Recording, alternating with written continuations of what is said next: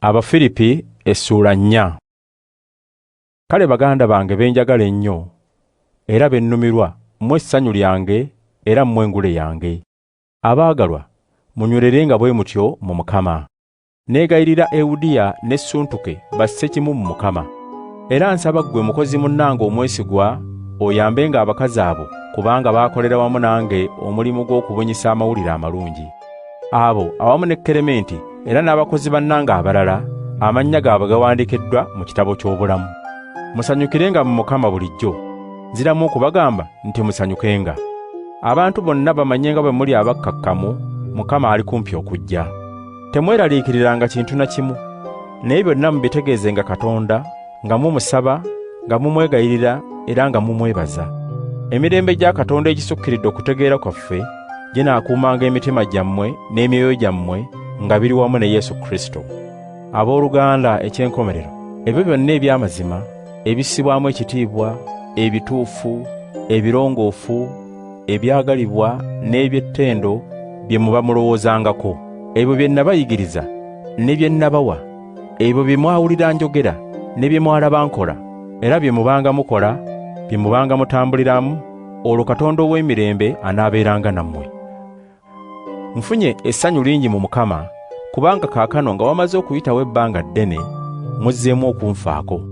Kyamazima mwali munfaako, naye mwali temulina bbanga. Njogera kino si lwa kubanga nti ndiko kye neetaaga, kubanga nayiga obutajulirira kantu mu buli mbeera gye mbaamu. Mmanyi okuba omwavu era mmanyi okuba omugagga. Mu buli ngeri ne mu mbeera zonna nayiga okukkuta n'okulumwa enjala, okuba n'ebingi n'obutaba na kantu. Nnyinza okugumira byonna olw'amaanyi ga Kristo gampa. Kyokka mwakola bulungi okunziruukirira mu kubonaabona kwange. Era mmwe Abafiripi mumanyi nti bwe natandika okutegeeza abantu amawulire amalungi nga nva e Makedoniya, tewaali kibiina ky'abakkiriza Kristo na kimu ekyampaayo akantu olw'ebyo bye kyafuna okuggyako mmwe mwekka. Era ne bwe nnali mu Tesalonika mwampeereza ebyokunnyamba, si mulundi gumu wabula ebiri. Ekirabo si kyenjagala, naye kyenjagala kwe kulaba nti bye mufuna byeyongera obungi. Naye kaakano mmaze okufuna ebisinga ku ebyo bye neetaaga. Nzijudde olw'okufuna bye mwampeereza Epafuladito bye yandeetera. Ebirabo bino biringa akawoowo akalungi ennyo ak'ekitambiro ekisanyusa era ekisiimibwa Katonda.